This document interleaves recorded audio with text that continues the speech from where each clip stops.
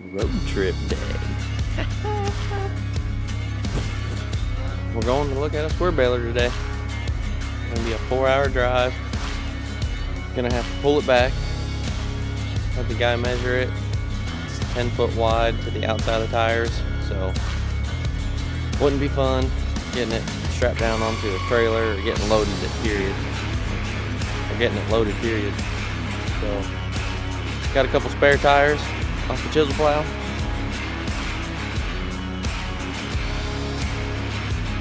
We're gonna take a bunch of tools, straps, or maybe some small covers or whatnot that we want to strap down along the way.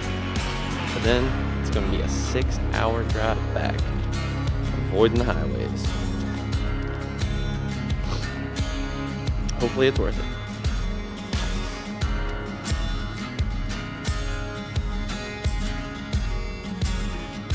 Nobody guess where we got these fizzy crosses at. Alright, so we're going to look at a New Holland 326. You said it was made from 85 to 88.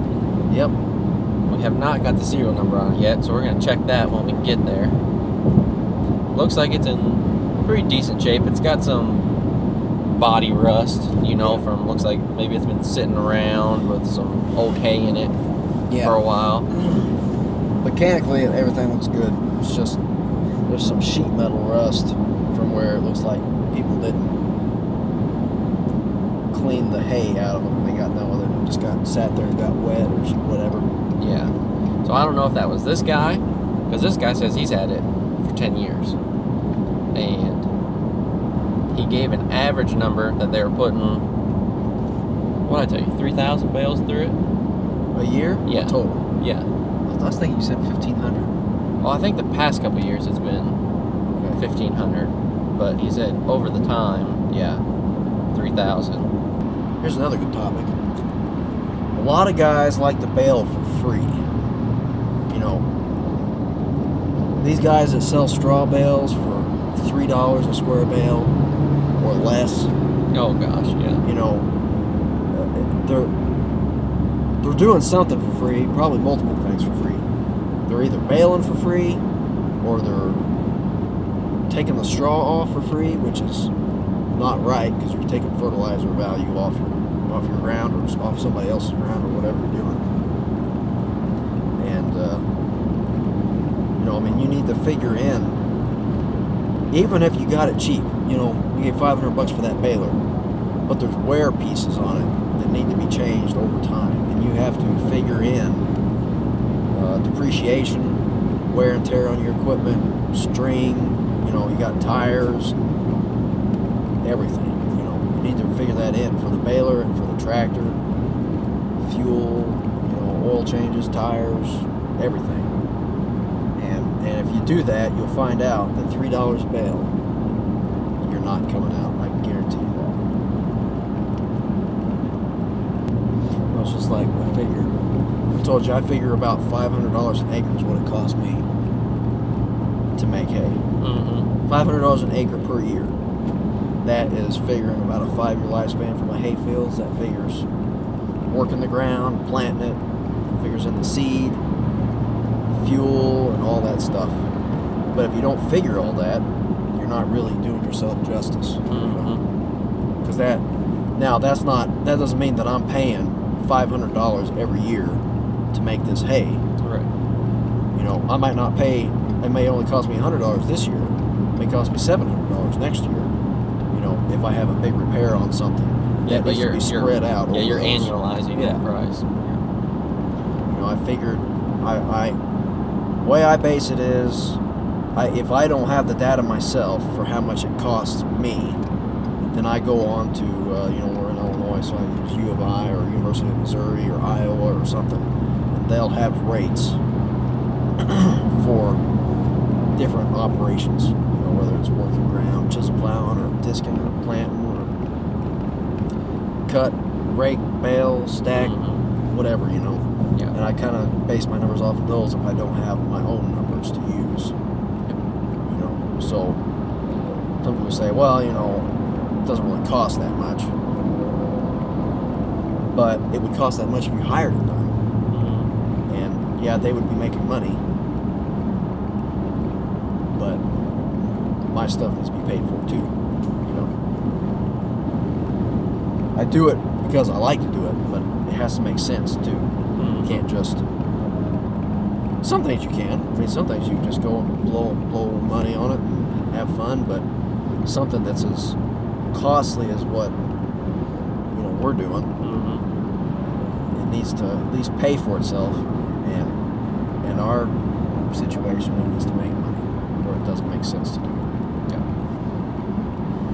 Yeah, and when you're doing all your calculations, there's no shame in going out and getting a $15 soil sample, especially if you got different elevations. Yep. You're talking about things that are mobile in the ground and things that aren't. Yep. That's definitely something else that is a huge factor in making sure you're getting the most out of your ground. Yeah, and I completely left out the soil sample thing. But yeah, I definitely do a soil sample before I plant, and then depending on how things are going, every 2 to 3 years after that, I'll take a soil sample just to make sure that I'm staying on track with what I think I'm. Because different soils, just because you look it up and the research shows that this plant at this rate uses this much of that nutrient. Well, different soil structures and different types of soils, that will vary actually, but that's a good baseline. So I just use that as a guideline. But then I do take soil samples just to keep myself in check, because there's a fine line. You don't want to just dump a ton of fertilizer on and it not be able to turn into profit, because it's all about making money. You enjoy it and everything, and we're providing a future for our kids and everything else, and feeding America. But you have to make money doing it, or it doesn't make sense. Yeah. So the goal is to put the fertilizer on as long as it is increasing your yield and profit potential. But then whenever that stops, you don't want to keep on putting more fertilizer on, because then you're just basically burning money. Yeah. So, to be completely efficient, or as most efficient as you want to be, it's definitely going to take time. It's going to take a lot of effort. To do that. Definitely. And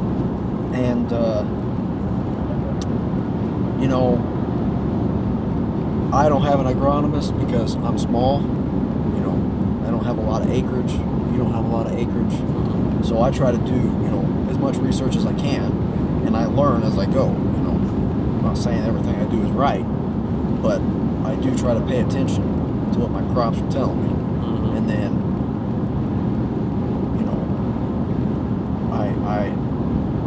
I actually try to attend some classes, the Illinois Forage Council puts on, and different stuff, just to try to learn from other farmers or other professionals, and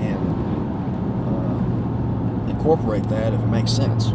Not everything makes sense in every location.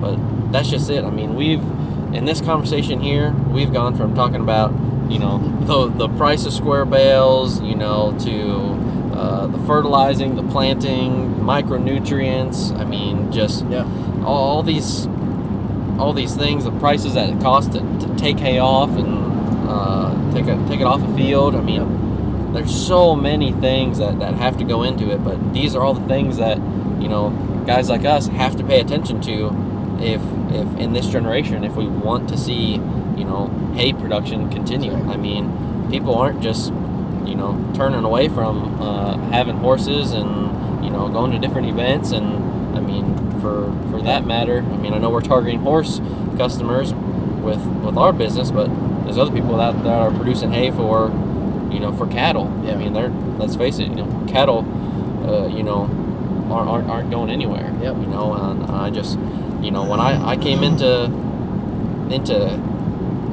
hay just a few years ago with my in-laws, they introduced it to me. Then I met Ross through work, and I mean, it was mind-blowing to me, all these things that went into it, because, let's face it, I was born in the city. I had no idea what went into it, and I mean, you know, I appreciate you taking the time, you know, sharing all the information that you have, and just your stories. And you know, I hope this year Mother Nature is a little friendlier to us in the Midwest region. You know, it'll be my first year producing hay. I also have the Alfalfa Timothy Orchard Grass mix. I got 3 different stands, 4 acres each. So you know, we're gonna see how it goes, man. But I appreciate all the information that you've provided. You helped me tremendously. I mean, if it wasn't for you, I would have never got it planted. Would have never got any of my micronutrients or fertilizers or any of that stuff done. You know, I would have just been shooting from the hip, man. But these are the guys that you know, you who are out there are actually looking to get started. You know, it's going to take time. It really takes someone that's going to invest in you and invest in what you want to do. So, man, just thank you for this. I think it was good. Hope it was good for all of you, and hopefully y'all click that like button, and you got any comments, question below. Appreciate it, man. Yep. All right, safe to say, ended up buying her. We did end up going through it and found several things that we weren't really expecting per se. I mean, there are some things that we were expecting to be wrong and needing replaced to be ready for, you know, my first season, and being prepared to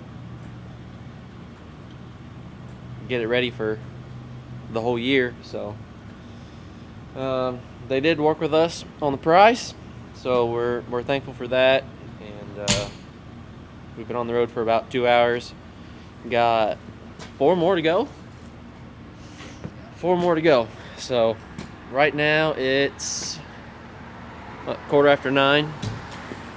So not gonna be back until the wee hours in the morning, but so far everything's going really good. We greased the wheel bearings before we left, and got these lights on the back so people can see what they're coming up on. But super happy, pretty pumped up, ready to get into it. Know several parts we want to get ordered right away and get cracking on her. So Yeah, good stuff. This is how we do stuff. It's always really late at night, whether we're planting or working on stuff or Yeah, bringing stuff home. we did the same thing when we went and got my tractor. Yep. Did the same thing when I went and got my disc line. Yeah. It was like 2 or 3 in the morning when I got home with it. Yeah. When we were planting, it was like 5 in the morning. Yeah. Dedication. That's what you call that. Dedication. That's right. And get back on the road.